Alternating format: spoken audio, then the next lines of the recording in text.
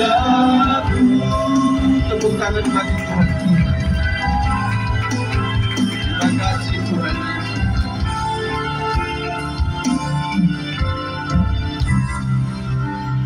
Terima kasih untuk pengurapan dan kehadiran Tuhan atas kami. Kami ingin belajar lebih lagi Tuhan.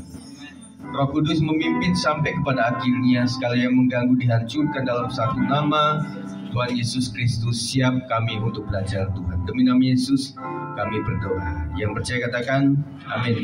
Silakan duduk kembali saudara sekalian. Puji Tuhan saudara, kita harus lebih mengenal pentingnya firman Tuhan. Saudara sekalian, banyak para pendeta yang berkhotbah tentang pertolongan Tuhan dan juga banyak berkhotbah tentang mujizat Tuhan, tetapi sedikit yang berbicara tentang sebuah doktrin Gereja Bethel Indonesia. Dan mulai hari-hari ini kita akan belajar tentang itu saudara. Dan setiap sebulan sekali kita akan membaca, mendengarkan dan juga melakukan pengakuan iman GBI. Iman GBI cukup panjang dan lengkap saudara. Nah, BPP kita sudah menyusun dalam bentuk ringkasnya. Mohon maaf saudara sekalian, kita bangkit berdiri sekali lagi ya. Kita akan baca ini dengan cepat.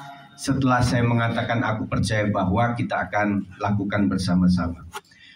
Pengakuan iman GBI. Aku percaya bahwa Alkitab adalah firman Allah. Allah yang esa itu Tritunggal adanya. Yesus yang lahir, mati, bangkit, naik ke surga adalah juru selamat, pengantara kita dan raja segala raja. Manusia berdosa harus bertobat dan beriman agar diampuni, dibenarkan dan dilahirkan baru, lalu dibaptis secara selam dan hidup suci. Bahasa roh adalah tanda awal baptisan Roh Kudus. Gereja melakukan perjamuan kudus dan meyakini kesembuhan ilahi. Tuhan Yesus akan datang kembali, ada pembangkitan tubuh, kerajaan 1000 tahun, hukuman kekal dan hidup kekal. Puji Tuhan, silakan duduk. Kita akan bicara tentang Alkitab. Tadi anak-anak profesi sudah bilang penting sekali. Penting sekali. Itu apa? Baca Alkitab. Ya, nanti kita ulang lagi saudara. Ya, Alkitab firman Allah tanpa salah. Itu adalah judul kita saudara. Saya percaya banyak gempuran terhadap firman Tuhan. Alkitab mulai disingkirkan. Dan hari kemarin adalah hari terakhir pembacaan Alkitab saudara. Nah saudara, kalau kemarin tidak ikutin saudara, mari mulai dari perjanjian lama ini kita akan ikuti sama-sama. Janji saudara ya. Jadi saudara, caranya adalah setelah saya launching di malam hari itu, kalau saya ya, itu langsung saya dengarkan. Kemudian nanti bisa diulang pagi hari. Dan itu lebih daripada 24 jam lah kita punya waktu untuk itu ya saudara. Nah, kita akan membaca dalam versi lengkap bagian A-nya 1. Alkitab Perjanjian Lama dan Perjanjian Baru adalah firman Allah yang diilhamkan oleh Roh Kudus. Pembacaan kita hari ini dalam Mazmur 1 ayat 1-6 yang berkata, berbahagialah orang yang tidak berjalan menurut nasihat orang fasik, yang tidak berdiri jalan orang berdosa, dan yang tidak duduk dalam kumpulan bercemooh, tetapi yang kesukaannya ialah Taurat Tuhan, dan yang merenungkan Taurat itu siang dan malam. Ia seperti pohon yang ditanam di tepi aliran air, yang menghasilkan buahnya pada musimnya, dan yang tidak layu daunnya, apa saja yang diperbuatnya berhasil. Ayat 4, bukan demikian orang fasik, mereka seperti sekam yang ditiupkan angin. Sebab itu orang fasik tidak akan tahan dalam penghakiman, begitu pula orang berdosa dalam perkumpulan orang benar. Sebab Tuhan mengenal jalan orang benar, tetapi jalan orang fasik menuju kebinasaan. Mengapa kita percaya kepada Alkitab? 2 Timotius 3:16-17 mengatakan 1, 2, 3, segala tulisan yang diilhamkan Allah memang bermanfaat untuk mengajar, menyatakan kesalahan, untuk memperbaiki kelakuan, dan untuk mendidik orang dalam kebenaran. Saya percaya bahwa orang harus bertumbuh dalam firman Tuhan. Amin. Karena firman itu yang mengajar kita. Saya banyak diajar oleh firman Tuhan. Kemudian Alkitab juga sering berkata tentang sebuah kesalahan yang kita lakukan. Kita tahu salah atau benar berasal dari firman Tuhan. Kemudian memperbaiki kelakuan kita. Saya terus sounding, terus menerus saudara sekalian, mari kita ada pengampunan lah. Satu dengan yang lain. Kita nggak sempurna. Karena firman Tuhan yang memperbaiki kelakuan kita. Amin. Kemudian mendidik orang dalam kebenaran. Dengan demikian tiap-tiap manusia kemuliaan Allah diperlengkapi untuk setiap perbuatan baik. Bahasa aslinya ergon, saudara. Ergon itu berbicara mengenai sebuah bisnis atau pekerjaan, sesuatu yang ditekuni oleh seseorang. Jadi firman Tuhan mengatakan, lakukanlah segala sesuatu seperti untuk Tuhan dan bukan untuk manusia. Bisnis adalah perbuatan baik. Kemudian ergon juga berbicara tentang sesuatu yang seorang lakukan, sebuah usaha, produk apapun, sesuatu yang dicapai dengan tangan, seni, industri, atau pikiran, tindakan, perbuatan, hal yang dilakukan atau gagasan dalam bekerja. Hari ini sedang ramai tentang BBM kita, saudara. Ada yang satu menurunkan, yang satu lagi menaikkan, saudara. Karena sudah mulai ke situ, saya nggak sebut siapa itu, saudara ya. Nah itulah saudara sekalian, jadi kita sedang berbicara mengenai bisnis, itu adalah sebuah perbuatan baik. Kemarin saya katakan bahwa GBI begitu luar biasa karena memang menggait pebisnis untuk menjadi pendeta, pebisnis untuk melayani Tuhan, pebisnis yang menggembalakan, dan itulah sepak terjang GBI sehingga menjadikan GBI itu ada di mana-mana, ada di semua profesi. Dan kita lihat bahwa setiap kota besar itu GBI juga besar-besar, saudara sekalian.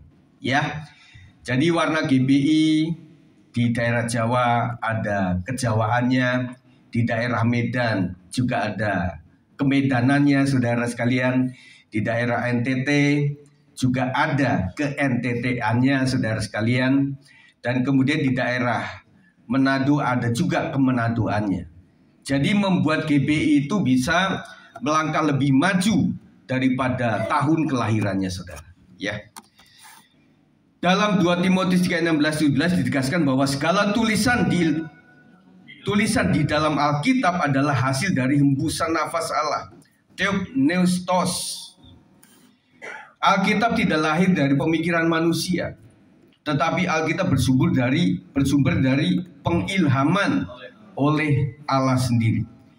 Jadi firman Tuhan itu adalah ilham Allah sendiri. Karena inspirasi atau pengilhaman itulah maka Alkitab dinyatakan sebagai firman Allah yang tanpa salah. Bukti ketidaksalahan Alkitab, yang pertama bukti historis yang selaras dengan sejarah manusia. Saya akan bacakan cepat, saudara. Satu, tentang bangsa Het atau Hittites, ya saudara. Sebelum abad ke-19, banyak skeptis menganggap bahwa bangsa Het hanya mitos dalam Alkitab. Namun pada tahun 1834, arkeolog menemukan reruntuhan ibu kota bangsa Het di Hattusa, sekarang di Turki, yang membuktikan keberadaan mereka seperti yang disebutkan dalam Kejadian 15 ayat 20, Keluaran 3 ayat 8, dan Yosua 1 ayat 4. Nanti sudah baca di rumah.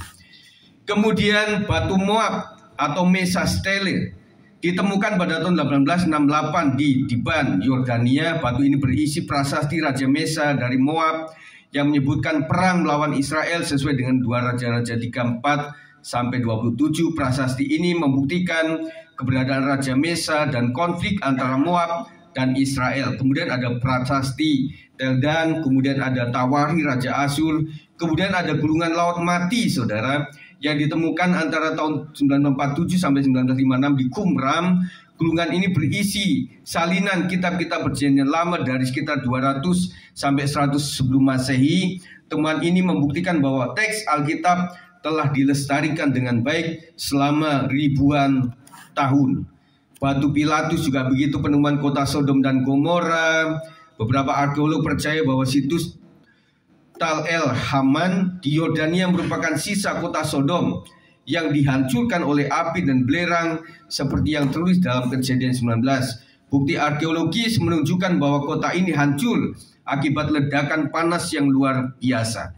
Kemudian penemuan kota Yeriko juga, penggalian di Yeriko menunjukkan bahwa tembok kota runtuh sekitar tahun 1405 Masehi yang sesuai dengan kisah Yosua 6 tentang kehancuran Yeriko oleh bangsa Israel. Penemuan-penemuan ini menunjukkan bahwa Alkitab memiliki banyak keselarasan dengan sejarah dunia yang tercatat dalam bukti arkeologis dalam catatan kuno lainnya. Nanti sudah baca lebih lengkap, saudara. Dan menunjukkan bahwa semakin hari Alkitab semakin digenapi. Bukti kedua adalah pengenapan nubuat yang akurat. Nubuat kejatuhan Babel dalam Yesaya 13 ayat 19 22 dan Yeremia 51 ayat 26 menubuatkan bahwa Babel akan hancur dan tidak akan pernah dihuni lagi. Pengenapannya dalam Babel yang dulunya adalah ibu kota kekaisaran Babilonia ditaklukkan oleh Persia pada 539 sebelum Masehi. Kota ini perlahan ditinggalkan dan hingga sekarang tetap menjadi reruntuhan di Irak sesuai dengan nubuat bahwa kota itu tidak akan dibangun kembali. Yang kedua, tentang kehancuran Yerusalem dan Bait Suci. Yesus menubuatkan dalam Matius 24 ayat 1 sampai 2 dan Lukas 19 ayat 43 sampai 44 bahwa Bait Suci di Yerusalem akan dihancurkan tanpa satu batu pun tertinggal. Pada tahun 70 Masehi, pasukan Romawi di bawah Jenderal Titus menyerang Yerusalem dan menghancurkan Bait Suci seperti yang dinubuatkan. Hampir semua bangunan rata dengan tanah dan orang Yahudi diusir dari kota. Kemudian nubuat kebangkitan Yesus dalam Mazmur 16 ayat 10 maksud saya, dan menubuatkan bahwa Allah tidak akan membiarkan yang kudus Mesias mengalami kebinasaan. Yesus juga menubuatkan kebangkitannya dalam Matius 16 ayat 21, Yohanes 2 ayat 19 ayat 22. Pengenapannya Yesus benar-benar bangkit dari kematian pada hari ketiga seperti yang dicatat dalam Matius, Markus, Lukas, Yohanes. Kebangkitan ini didukung oleh lebih dari 500 saksi mata dalam 1 Korintus 15 ayat 6. Kemudian nubuat tentang kebangkitan Israel sebagai bangsa. Saudara sekalian, Yehezkiel 37 ayat 21 sampai 22 dan Yesaya 66 ayat 8 menubuatkan bahwa Israel akan kembali menjadi bangsa setelah tercerai-berai. Saudara tahu sejarah sedikit bahwa setelah Nazi Hitler itu memang Israel tersebar kemana-mana, seluruh bumi. Dan kemudian pada tahun 1948, setelah hampir 2000 tahun tanpa tanah air, Israel kembali menjadi negara merdeka. Sebuah peristiwa yang sangat tidak biasa dalam sejarah dunia. Ya, makanya disebut kembali ke Sion, disebut Zionis sama orang-orang yang tidak suka. Kemudian yang ketiga, kesatuan pesan Alkitab tentang keselamatan di dalam Kristus. Yesaya 7:14, sesungguhnya seorang perawan akan mengandung dan melahirkan seorang anak laki-laki dan ia akan menamakan dia Immanuel. Matius 1 ayat 22 digenapi sampai 23 dinyatakan bahwa kelahiran Yesus dari Maria adalah pengenapan nubuat Yesaya. Kemudian Yesus adalah keturunan Daud, kemudian kematian Yesus untuk menebuskan dosa, kemudian kebangkitan Yesus, itu semuanya digenapi. Nah, sekarang bagi kita adalah apakah manfaat firman Tuhan dalam hidup kita. Di dalam ayat 1 sampai 2 tadi berbicara tentang berbagai orang yang tidak berjalan menurut nasihat orang fasik, yang tidak berdiri di jalan orang berdosa, dan yang tidak ada duduk dalam kumpulan pencemooh. Kebahagiaan di dalam bagian ini berkaitan dengan kondisi diberkati karena hidup yang sesuai dengan hukum-hukum Tuhan. Kebahagiaannya dimaksud adalah berkaitan dengan kondisi diberkati karena hidup yang sesuai dengan hukum Tuhan.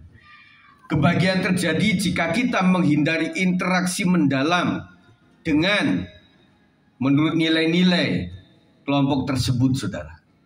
Jadi ada sebuah pergaulan, firman Tuhan mengatakan bahwa pergaulan yang buruk akan merusakkan kebiasaan yang baik. Saudara bisa berbicara, Pak, itu kan cuma sementara saja. Tetapi kalau setiap hari ketemu, kalau setiap saat ketemu, saudara, sesuci-sucinya kita, lama-lama kita akan dipengaruhi. Betul ya, makanya hati-hati. Nah, kita akan bicara mengenai kebahagiaan yang terjadi jika menghindari tidak berinteraksi mendalam. Bedanya apa, saudara? Kalau ketemu ya pasti ketemulah. Namanya sosial ya. Kita punya orang-orang memang dilarang membeli bagi orang fasik. Kan nggak begitu, saudara. Suatu saat kita akan ketemu sama mereka. Tetapi hubungan yang mendalam itulah yang Tuhan larang. Orang fasik itu adalah orang fasik digambarkan sebagai orang yang tidak mengikuti jalan Tuhan. Itu orang fasik. Orang yang tidak mengenal Allah. Ya. Bisa jadi teori tahu, tetapi tidak menjalankannya dengan baik. Kemudian tidak memiliki interaksi mendalam dengan orang berdosa. Orang yang melakukan kejahatan dan tidak hidup dalam kebenaran. Kita bisa bersahabat dengan mereka dalam artian kita menjadi terang dan garam dunia. Jangan kita ikut sama mereka, saudara. Kita mesti jadi kepala untuk orang-orang yang masih berdosa. Kemudian para pencemooh. Siapa itu pencemooh, saudara? Orang yang mengejek atau merendahkan hal-hal yang berkaitan dengan Tuhan dan kebenaran. Saya tahu saudara pasti ketemu. Pernah ketemu, saudara. Puji Tuhan kalau pernah ketemu.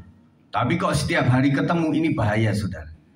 Jadi omongannya itu adalah merendahkan hal-hal tentang Tuhan, merendahkan tentang sebuah organisasi gereja, merendahkan para pendeta, merendahkan yayasan sosial Kristen, merendahkan sekolah Kristen, dan juga hal-hal yang berkaitan dengan Tuhan itu direndahkan. Dan kemudian tidak lagi percaya kepada Alkitab. Makanya dari BPP Sinode GBI mengharapkan tentang pengajaran doktrin itu sangat-sangat perlu. Dan saya tahu saudara sekalian, saudara juga punya latar belakang sinode yang berbeda mungkin ya, saudara. Jadi kita mesti tahu GB itu seperti apa. Pencemooh adalah orang yang suka mengejek, suka merendahkan hal-hal yang berkaitan dengan Tuhan dan kebenaran. Dan kadang-kadang saudara, orang yang melakukan ini adalah para mantan-mantan pelayan Tuhan, para mantan-mantan pendoa syafaat, para mantan-mantan guru sekolah minggu. Mantan artinya sudah tidak melakukan lagi. Padahal kita kan ukuran dari jemaat menjadi pelayan, habis itu menjadi guru. Ya. Nah, sekalian kalau orang tidak dewasa rohani, para mantan-mantan ini akan susah dikendalikan. Mereka sudah tidak menghargai lagi yang namanya ibadah, tidak menghargai lagi yang namanya ekspresi. Kita Gereja Bethel Indonesia Pentakosta yang memiliki aliran karismatik, saudara. Saya bersyukur, saya saksikan bibi-bibi ini berasal dari gereja Protestan, tetapi mereka bisa mengikuti karismatik. Itu luar biasa. Apalagi kalau sudah joget, karonya keluar. Saya tahu saudara ada di latar belakang yang berbeda-beda. Tetapi mari saudara ekspresikan. Bang Oto sudah membuat satu liturgi yang membuat kita itu mengekspresikan ibadah kita. Tetapi bagi Bapak Ibu yang memang karena kaki sudah nggak kuat, ya silakan saja untuk duduk begitu ya. Dan saya melihat juga ekspresi yang bagus itu adalah spontan. Yang tidak mesti diajak berdiri, orang berdiri sendiri. Yang tidak mesti diajak angkat tangan. Orang mengangkat tangan sendiri, karena apa? Karena dia mengalami Tuhan. Kalau berdasarkan leader yang di depan, suatu saat saudara punya WL yang nggak mengajak apa-apa, kita akan tidak melakukan apa-apa. Mari saudara sekalian lakukan dengan ekspresi yang spontan, saudara. Ya, dan juga saling menolong, saling memberkati, saudara. Kalau ada sampingnya yang sedang sungguh-sungguh, jangan digodain. Ah, lu kayak sungguh-sungguh aja, kayak pendeta. Jangan begitu, biarin dia. Ya, biarkan kalau dia memang pengen menangis di hadapan Tuhan. Kalau di rumah tangga kan susah menangis, Bapak Ibu saudara sekalian. Apalagi bapak-bapak, tuh nangis di rumah tangga tuh anti, saudara. Tetapi kalau di hadirat Tuhan, ya udah menangislah di hadapan Tuhan. Kita nanti Asra akan sediakan tisu-tisu, saudara. Ya, puji Tuhan. Jadi saudara jangan kumpul ya dengan para orang fasik, orang berdosa dan juga para pencemooh. Dan sampai Jangan sampai maksud saya yang jadi pencemooh kita, saudara. Oh, kebalik dong. Jangan begitu, saudara. Jadi orang sudah baik-baik sama kita malah jadi nggak baik. Kita mesti jadi terang dan garam dunia. Lanjut. Kesukaan kepada Taurat Tuhan dilanjutkan dengan keaktifan merenungkannya akan membawa kita kepada hidup yang berbahagia. Nah, mari saudara sekalian kita akan mencoba firman Tuhan itu menjadi landasan hidup kita. Yang kedua adalah menjamin produktivitas. Ayat 3 mengatakan, ia seperti pohon yang ditanam di tepi aliran air yang menghasilkan buahnya pada musimnya dan yang tidak layu daunnya, apa saja yang diperbuatnya berhasil. Yang kedua, menjamin produktivitas, mencintai dan menggumuli Alkitab akan membuat hidup kita menjadi produktif, penuh dengan keberhasilan. Indikasi produktivitas adalah ada sumber penghidupan, ditanam di tepi aliran air, ada kesegaran, tidak layu, kemudian menghasilkan buah pada musimnya. Saudara sekalian, ini adalah pertumbuhan rohani. Dan orang bertumbuh dari apa dong? Orang Kristen ini, ya, salah satunya adalah cara membaca Alkitab kita, saudara. Dengan demikian kita ada hati tenang, saudara. Kita bisa produktivitas yang lebih lagi oleh karena Tuhan yang menyegarkan kita setiap hari. Amin. Setiap hari banyak masalah di dalam hidup kita, saudara. Makanya anak-anak tadi bilang bahwa tim PW kita ada masalah, tetapi ada Yesus. Semuanya beres kabeh. Semudah itu Pak Sigit? Ya enggak. Kita terus libatkan Tuhan setiap hari. Sampai betul-betul ujungnya beres kabeh, saudara. Ya. Kemudian Alkitab adalah petunjuk hidup yang menuntun kita untuk bertindak sesuai prinsip-prinsip kebenaran yang berujung keberhasilan. Nah, prinsip menjalankan kehidupan kita, bisnis usaha kita, pendidikan kita harus sesuai dengan prinsip-prinsip kebenaran firman Tuhan. Yang nggak boleh ya jangan, saudara sekalian. Ya, jadi kita akan bertobat setiap hari untuk tetap menjadikan firman Tuhan sebagai kebenaran. Menjamin pengenalan. Yang ketiga, Tuhan adalah pribadi yang telah mengenal kita sejak awal. Ayat 6 mengatakan, sebab Tuhan mengenal jalan orang benar, tetapi jalan orang fasik menuju kebinasaan. Dari ayat ini, saudara, kita akan melihat bahwa orang benar Tuhan tahu, dan orang fasik pun Tuhan tahu. Tetapi ujungnya beda, saudara. Ya, mereka sekarang senang-senang, tetapi berujung kepada hukuman kekal. Kita sekarang susah payah, saudara. Ya, menjalankan keimanan kita tidak gampang, tidak mudah, tetapi ujungnya kehidupan yang kekal. Saudara, kalau malam hari, tolong saudara renungkan bahwa hidup itu kayak orang Jawa mampir ngombe, kayak seperti uap, kayak bunga rumput yang begitu cepat, saudara, berlalu. Dan akhirnya kita akan meninggal dunia. Ternyata setelah meninggal, tidak cuma meninggal saja, saudara. Ada tanggung jawab yang harus dilakukan. Makanya semangat saya kepada saudara sekalian adalah mari jadikan yang sementara menjadi bernilai kekal. Amin. Supaya apapun yang kita lakukan seperti untuk Tuhan, itu bernilai kekal, saudara. Jadikan yang sementara menjadi bernilai kekal. Karena yang sementara akan hilang dan yang kekal akan muncul. Langit bumi baru, langit baru, bumi baru. Itu akan kita hadapi, saudara. Dan nanti kita akan belajar bagaimana setelah kematian itu kita ada di mana. Kemudian ketika Tuhan datang, itu kita ada di mana. Kemudian berapa pengadilan yang harus kita ikuti, saudara. Sampai kepada pengadilan yang terakhir. Setelah itu, saudara, kita akan mengalami kehidupan yang kekal. Dan betapa harus kita sewaktu hidup bertanggung jawab betul, saudara. Ya, kalau kita sudah mati, sudah tidak ada lagi, saudara, bekalnya. Semuanya sudah berlalu. Kita sudah meninggal, saudara. Nanti yang akan dibuka itu adalah semasa kita hidup, saudara. Bukan semasa kita setelah mati. Wah, ngeri, saudara sekalian. Kalau kita melihat bagaimana perjalanan manusia itu, saudara. Dan kadang-kadang kita setiap terpikir mending jadi binatang lah.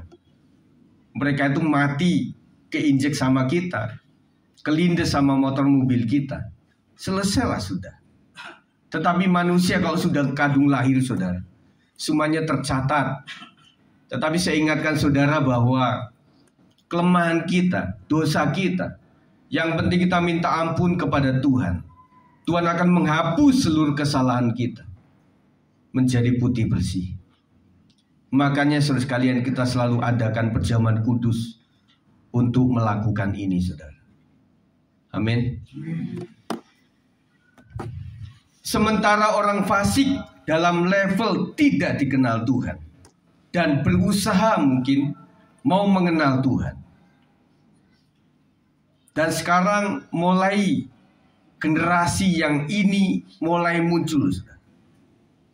Generasi yang tadinya melecehkan Tuhan dan berbagai kesaksian bagaimana mereka itu dipanggil untuk ikut Yesus.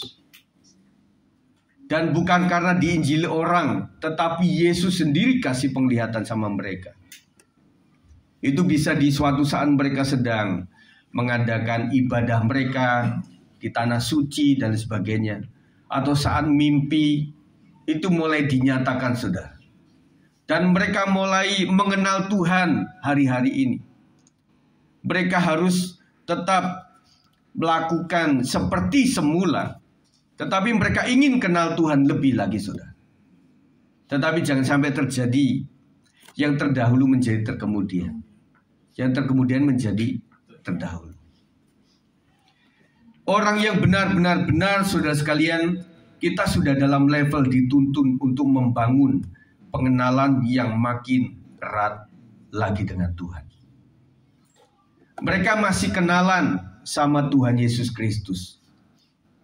Kita sudah menjadi sahabat, saudara. Amin. Yang kita sedang lakukan adalah memperbaiki hidup, tetap Yesus sebagai sahabat kita, yang tahu, yang peduli, yang menyentuh hati kita, saudara. Dan dia ingin supaya kita itu lebih akrab lagi, lebih melekat lagi kepada Tuhan. Itu level kita, saudara. Dan itu kita alami sekarang ini. Amin, saudara. Bertumbuhlah di dalam iman kepada Tuhan. Berbuahlah dengan melayani pekerjaan Tuhan. Saya ulas lagi, apa bedanya orang melayani dan tidak melayani? Upahnya beda, saudara. Mungkin bisa jadi sama-sama masuk surga. Tetapi pada saat kerajaan 1000 tahun, orang-orang yang kudus suci berkenan di mata Tuhan, mereka adalah menjadi pemimpin-pemimpin, saudara. Ya, jadilah tetap setia melayani pekerjaan Tuhan. Komitmen kita untuk belajar memahami kitab suci akan membawa kita kepada pengenalan yang semakin dalam kepadanya. Lebih dalam lagi. Nah itu, saudara. Mari para pemain musik ke depan. Kesimpulan, saudara, percaya bahwa firman Tuhan yang pertama menjamin kebahagiaan karena hidup diberkati oleh Tuhan. Saya memohon kepada kita sekalian supaya kalaupun kita bahagia oleh karena kita mengenal Tuhan, oleh karena itu berkat daripada Tuhan, bukan kebahagiaan yang lainnya. Kalaupun hepeng kita menjadi banyak, terkumpul dengan banyak, biarlah itu karena berkat Tuhan. Kalau kita tahu persis bahwa itu adalah berkat Tuhan, kita senantiasa akan bersyukur kepada Tuhan. Kemudian percaya bahwa firman Tuhan menjamin produktivitas karena ada sumber air yang membuat terus berbuah. Jadilah orang yang tidak cuma menjadi Kristen, tetapi kenallah Tuhan. Dengan mengenal Tuhan, saudara akan berkata, Tuhan sudah baik sama saya. Berarti aku harus melakukan segala sesuatu. Ergon, tidak semua di sini menjadi pendeta, tetapi setiap pekerjaan kita adalah media untuk memberkati orang lain. Kemudian menjamin dikenal oleh Tuhan, sehingga hak sebagai anak akan diberikan. Tuhan mengenal betul pergumulan Bapak Ibu Saudara sebagai orang benar. Dan memang banyak pergumulan kita untuk beriman kepada Tuhan itu sangat-sangat banyak godaan. Untuk tetap setia itu juga banyak gangguan, banyak godaannya. Tetapi saya katakan bahwa kita selalu mendoakan supaya Bapak Saudara selalu ada berkat Tuhan untuk bisa sampai ke gereja ini dalam kegiatan apapun juga. Tetap berdoa kepada Tuhan. Kami mendoakan itu. Dan saya percaya kalau saudara gigih untuk melakukan tindakan itu, Tuhan akan kasih berkat kepada saudara. Amin. Puji Tuhan. Saudara sekali, kita akan masuk kepada perjamuan kudus ini. Mari para singer naikkan pujian ini. Hanya Kau Tuhan hidupku, Kau berikan hidup yang baru.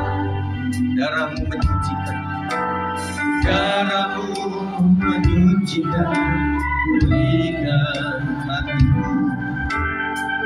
Menyatakan Kaulah segalanya, Kaulah sumber pengharapan, Engkaulah sumber pengharapan. Rasa-Mu sambungkan hidupku. Amin. Terima kasih. Jiwaku berbicara hanya kepada-Mu, Yesus, Allah segalanya. Katakan karena salibmu, karena salibmu ku hidup, karena salibmu ku menang. Engkau yang berkuasa, sanggup melakukan mujizat-Mu. Karena salibmu ku hidup, karena salibmu ku menang. Engkau yang berkuasa, sanggup melakukan mujizat-Mu di hidupku.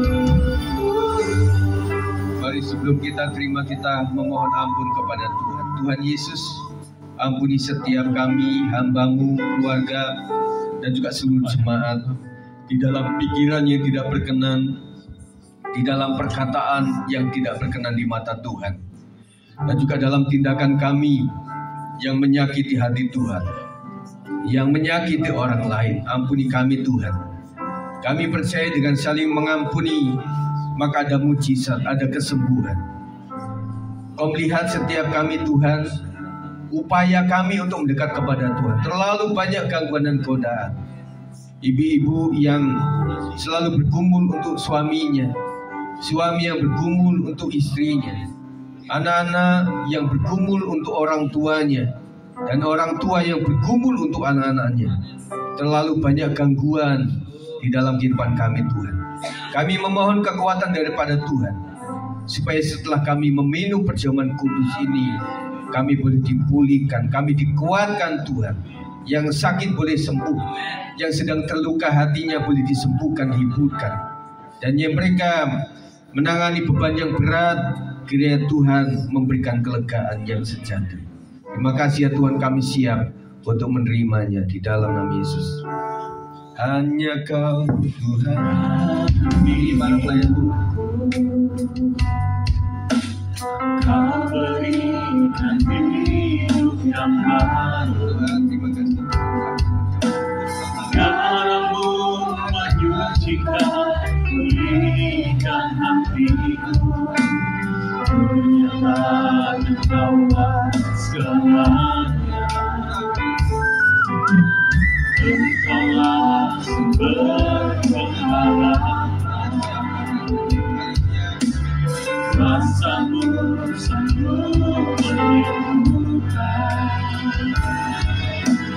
Jiwaku berserah hanya kepadamu, Yesus, Kaulah segalanya.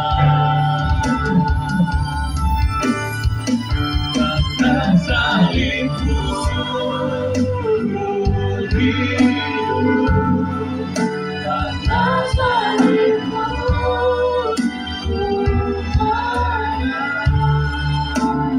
Engkau yang berkuasa sanggup melakukan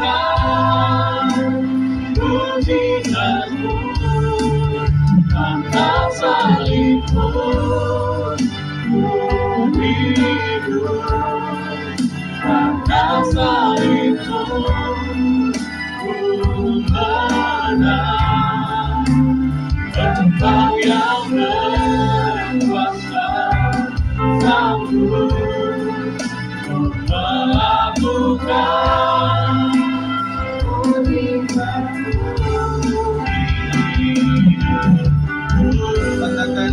karena salibmu, karena salibmu hidup, karena salibmu menang. Engkau yang berkuasa sanggup melakukan mujizatmu. Karena salibmu hidup, karena salibmu menang. Engkau yang berkuasa sanggup melakukan mujizatmu di hidupku.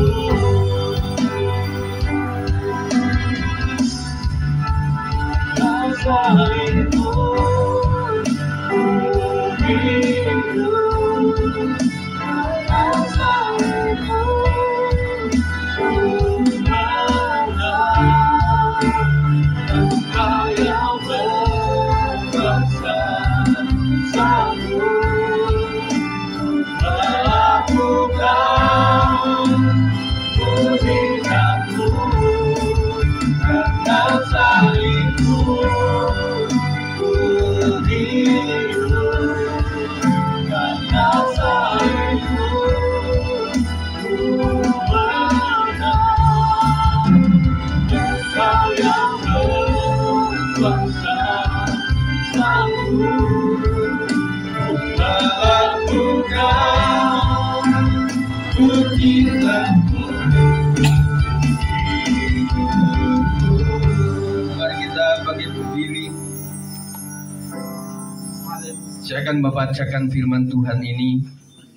Dan ketika mereka sedang makan, Yesus mengambil roti, mengucap berkat, memecah-mecahkannya, lalu memberikannya kepada murid-muridnya, dan berkata, ambillah, makanlah, inilah tubuhku. Mari kita makan bersama-sama.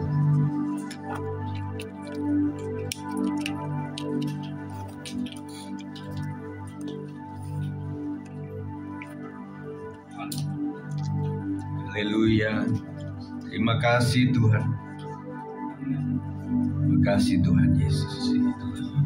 Tetap dalam hadirat Tuhan kita ambil cawan ini di tangan kanan kita. Sesudah itu ia mengambil cawan, mengucap syukur, lalu memberikannya kepada mereka dan berkata, minumlah kamu semua dari cawan ini, sebab inilah darahku, darah perjanjian yang ditumpahkan bagi banyak orang untuk pengampunan dosa. Kita minum sama-sama.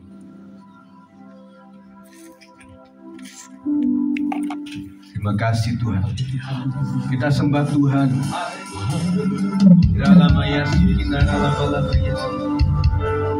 Terima kasih Tuhan,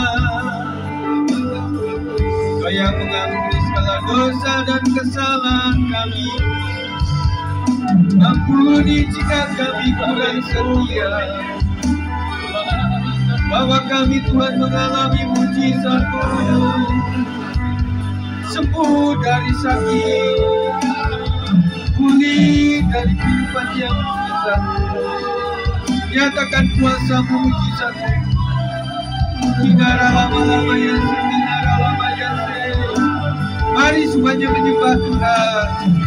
Tidak ada satu yang berdiam diri. Terima kasih, Engkau baik Tuhan.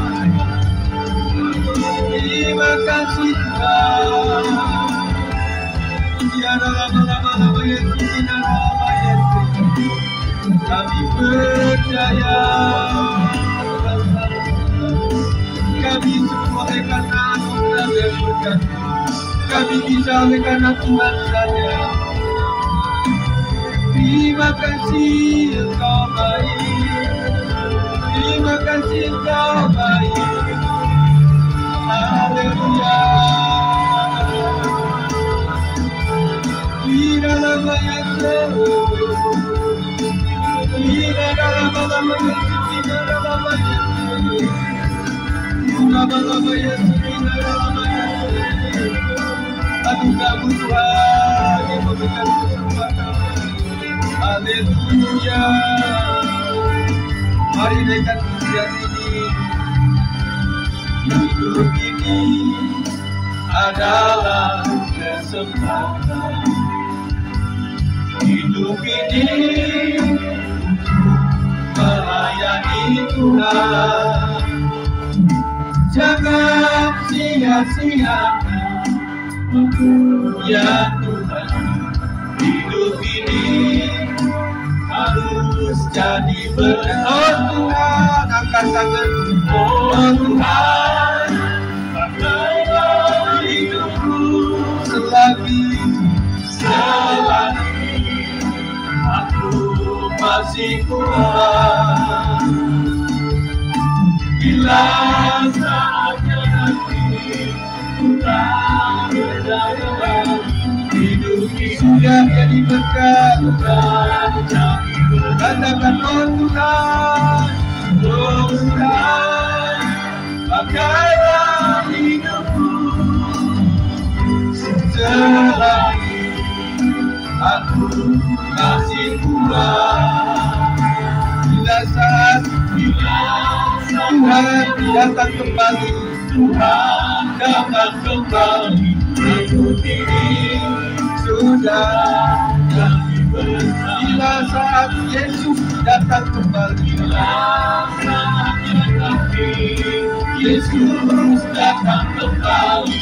Hidup ini sudah sekali lagi saat Yesus datang. Bila selamanya nanti Yesus datang kembali, hidup ini sudah jadi berkat. Kami percaya Tuhan, siapapun kami pasti maut segera menjemput. Siapkan kami Tuhan untuk menjadi orang yang setia sampai kepada akhirnya. Jadikan kami orang yang tetap kuat dan tidak lemah. Jadikan kami orang yang mudah untuk mengampuni satu dengan yang lain, karena kami tidak sempurna.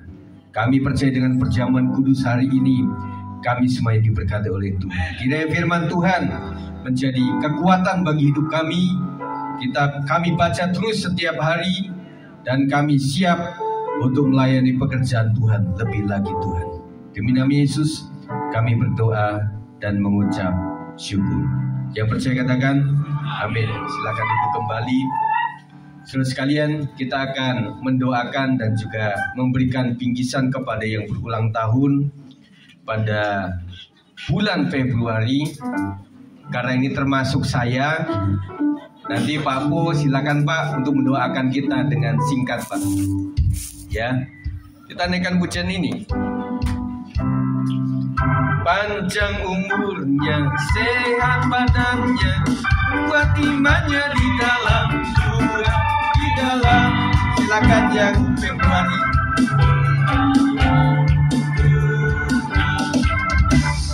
Panjang umurnya, Di dalam Tuhan, di dalam Tuhan, di dalam Tuhan. Panjang umurnya, sehat badannya, kuat imannya di dalam Tuhan, di dalam Tuhan, di dalam Tuhan. Happy birthday to you. Happy birthday to you. Happy birthday, happy birthday, happy birthday to you. Happy birthday to you. Happy birthday to you. Happy birthday, happy birthday to you. Ini ulang tahun Gembala ini. Mari semuanya tepang tangan, kita akan berdoa sama-sama. Glory bagi namamu Bapa Sorgawi, glory bagimu Tuhan Yesus Roh Kudus. Hari ini kami boleh bersuka cita Tuhan di bulan yang Kau berkati Februari ini Tuhan. Anak-anak kami, terlebih saat ini gembala kami Bapak Pendeta Yonas Sigit Wawarto berulang tahun Tuhan. Dan hari ini kami boleh menopang bersama-sama mengangkat tangan. Kami berdoa untuk hambanya Bapak Gembala kami. Tuhan memberkati senantiasa supaya bisa memimpin jemaat ini, memimpin keluarga, memimpin keadaan di mana situasi kondisi kami tidak menentu Tuhan. Beliaulah gembala yang terbaik untuk memimpin kami. Tuhan Yesus berikan hikmat, karimat, dan Roh-Mu yang kudus menyertai memberkati senantiasa supaya Bapak Gembala kami Pak Yohanes bisa memimpin kami. Diberkati dalam nama Tuhan Yesus Kristus. Kami juga berdoa untuk ibu kekasih kami Bu Pemi diberkati dalam saat ini dalam ulang tahun. Anak kami Ana diberkati, Sela diberkati, Melsa diberkati, Ibu Shalom juga diberkati, dan Ibu Nina diberkati.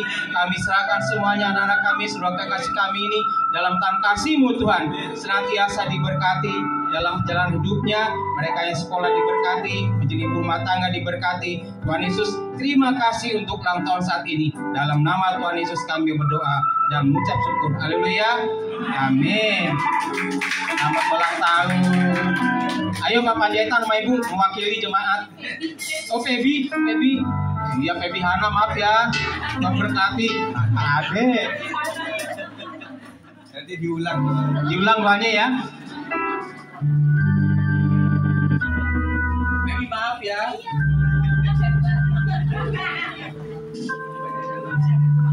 Tadi suruh salaman Pak. Oh gitu. Iya mewakili jemaat. Iya.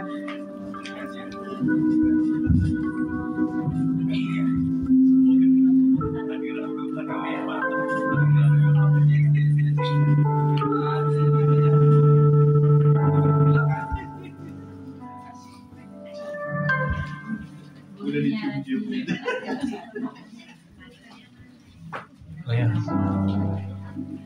Selamat buat yang berulang tahun di bulan Februari.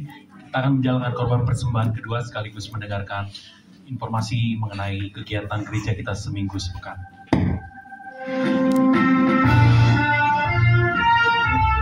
Shalom Bapak Ibu Saudara yang terkasih dalam nama Tuhan. Selamat hari Minggu dan tibalah saatnya kita akan memberikan persembahan yang kedua. Dan saya akan menyampaikan pengumuman dalam sepekan. Yang pertama akan diadakan Praise, Worship, and Pray di hari Selasa pukul 5 sore bertempat di gereja.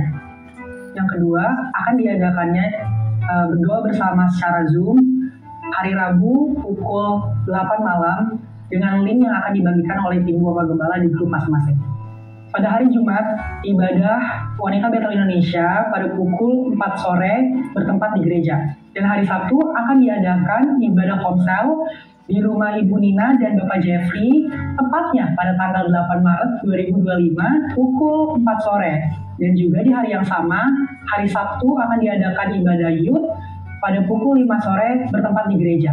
Dan pada hari Minggu akan dilaksanakan ibadah vokasi secara outdoor pada pukul 5 sore. Kami mengucapkan terima kasih untuk persembahan Bapak Ibu Saudara, baik persepuluhan, kolektan, dan persembahan lainnya. Kiranya Tuhan Yesus memberkati. Kami juga menginformasikan untuk Bapak Ibu Jemaat GBS 56 untuk terus mendukung dana kematian dan dana diakonia. Untuk dana diakonia bisa menghubungi Ibu Gina, dan dana kematian bisa menghubungi Ibu Marta. Demikian pengumuman sepekan GBS 56. Tuhan Yesus memberkati.